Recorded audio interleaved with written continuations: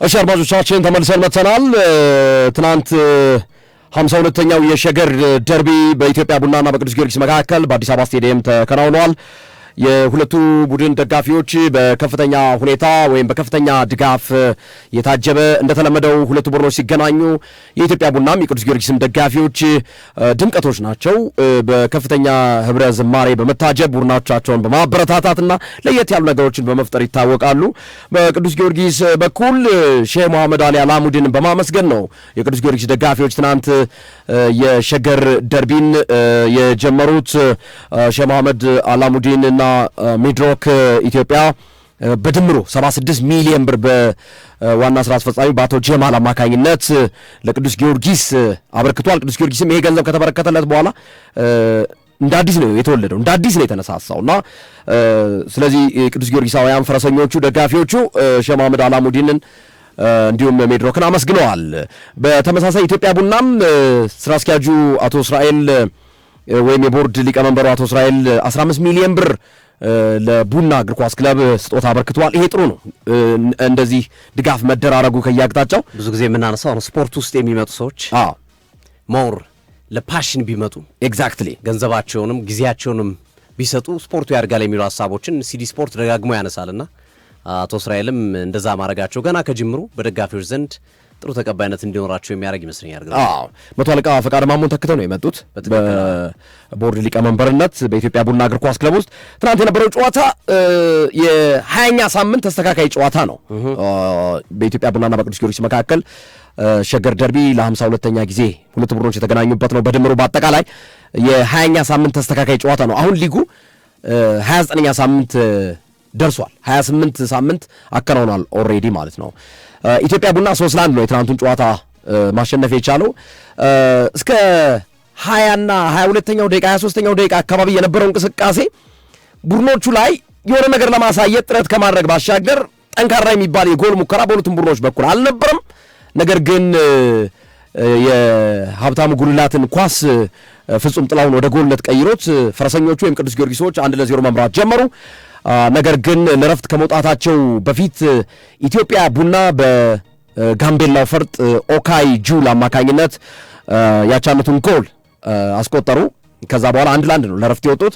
ጋምቤላ ላይ ምን ያህል እግር ኳስ ከተሰራ ውጤታማ መሆኑን አሁንም የጋምቤላ ልጆች እያሳዩ ነው። ከዚህ በፊት እንደነ ኡመዱ ኩሪ አይነት ተጫዋቾች ነበሩ፣ እንደነ ራምኬል አይነት ተጫዋቾች ነበሩ።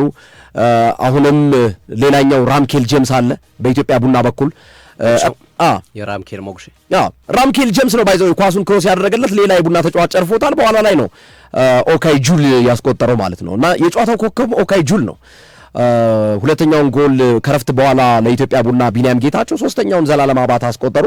ኢትዮጵያ ቡና 3-1 ያሸነፈበት የሸገር ደርቢ ውጤት ነበር ትናንትና የነበረው። አጠቃላይ ብዙ ያን ያህል እንደዚህ የጎላ ከዳኝነቱም ጋር አጨቃጫቂ የሆነ ከሌሎች ጉዳዮችም ላይ አነጋጋሪ የሆነ ጉዳይ ነበር ማለት አይቻልም። እኔ ጨዋታውን ስመለከተው በቀጥታ ስርጭት ያን ያህል የጎላ ክፍተቶች የታየበት ነው ብዬ አላምንም እና ኢትዮጵያ ቡና ይህንን ጨዋታ ማሸነፉን ተከትሎ ነጥቡን 41 ማድረስ ችሏል።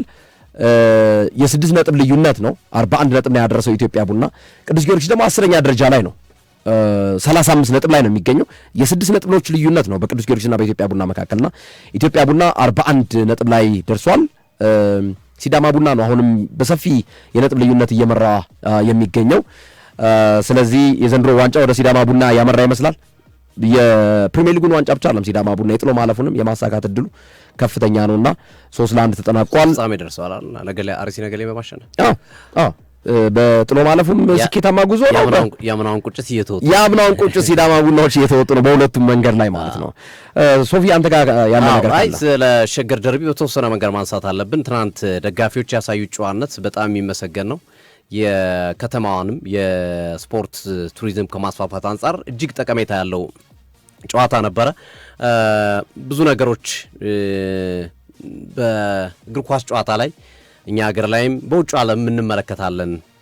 ፖለቲካዊ አላስፈላጊ ነገሮችን ከእግር ኳስ ውጭ የሆኑ ምክንያቶችን ይዞ በመምጣት እግር ኳስ ውስጥ ማንጸባረቅና መሰል ነገሮችን እንመለከት ነበረ እና ተሰግቶ ነበረ በተወሰነ መንገድ እንደዛ አይነት ነገሮች እንዳይኖሩ የሚል ስጋቶች ነበሩ። ግን ደጋፊዎቹ ስራቸውን ብቻ ሰርተው ነው የሄዱት። ተጫዋቾቻቸውን አመስግነው ኢቭን ነቆራዎቻቸው ራሱ ለምሳሌ ጊዮርጊስን ቡናዎች ሲነቁሩ ጊዮርጊስ ደግሞ ቡናዎች ደግሞ ጊዮርጊስን በተቃራኒ ሲሰጣጡ የነበሩት እንትን በሪስፔክት ያለው ይሄ የሚደብር ነገር የሌለው ግለሰቦች የማይነኩበት ሰዎች የማይሰደቡበት አሁን ታስታውስ ከሆነ ግርምዬ ሚዲያውም ህዝቡም ከሀገር ውስጥ ስፖርት የራቀበት ዋነኛው ምክንያት ስቴዲየም ውስጥ ያለው የደጋፊ ድባብ ጸያፍ ስድቦች ነበሩ። ህፃን ልጅ ይዘመተህ ልጅ ስድብ ተምሮ ነው የሚሄደው። ነገ አንተ አሁን የምትደግፈውን ክለብ ነገ ልጅ ተከትሎ እንዲደግፍ ትፈልጋለህ። ስቴዲየም ይዞ ትመጣለህ ለማሳየት፣ ግን ስድብ ተምሮብህ ነው የሚሄደው። ተፈንክቶ ነው የሚሄደው። አላስፈላጊ መጥፎ ነገር አይቶ ነው የሚሄደው እና ያ ነገር ሁሉ ቀርቶ ትናንት የታየው ነገር በጣም ደስ የሚል ነው።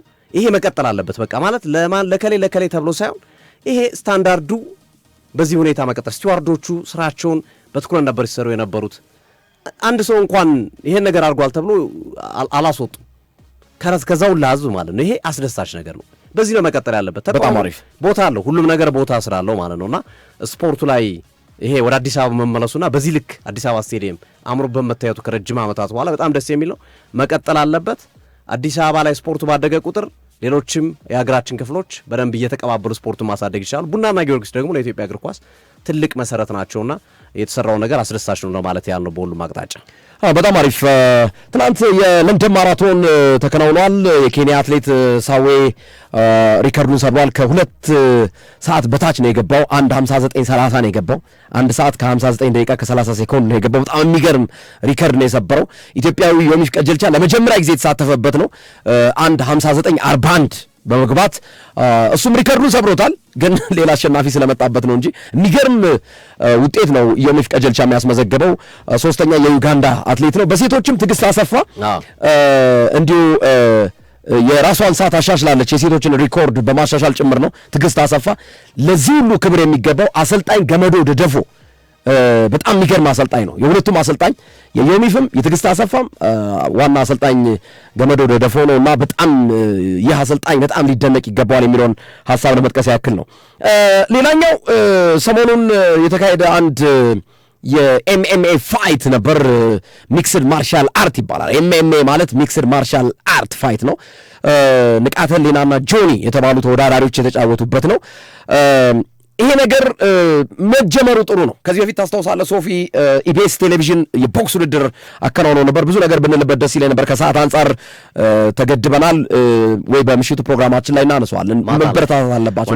ከብሬንፎርድ በሚኖረው ጨዋታ እናነሳዋለን። በተወሰነ ነገር አንስተን እንወያይበታለን። አዎ፣ ስለዚህ ስለ ኤምኤምኤ ምንድን ነው፣ ጁጁትሱ ምንድን ነው፣ ሞይጁ ምንድን ነው፣ እነዚህ ሚክስድ ማርሻል አርት አለ እንደ ግርሚ ቅልቅል ናቸው። ብላካል እየሞከርኩ ነው ግን አንዳንድ መስተካከል ያለባቸው ነገሮች አሉ። ሶፊዬ የሚገርም ነገር አጠር አድርጌ ለመግለጽ ያክል ሁለቱ ተጋጣሚዎች ላይ ጆኒ በጣም ጥሩ ተወዳዳሪ ነው። የሚክስድ ማርሻል አርት ልምድ እንዳለው ያስታውቃል። ግን ንቃተ ህሊና የተባለው ተወዳዳሪ በወደቀበት ሰዓት ላይ ከጀርባ መምታት አትችልም። እነዚህ በጣም ሮንግ ነው። እዚያ አካባቢ ጭራሽ መንካት አትችልም። ምክንያቱም እዚህ ጋር መታ ማለት እስከ ሞት ሊያደርስ ይችላል። ባይዘዌ እንደዛ አይነት ሁሉ ነገሮች ነበሩ። በዚህ ጉዳይ ላይ ባለሙያዎችን ጭምር ያናገርናቸው አለ። ማታ ላይ እንወያይበታለን። በጣም አሪፍ።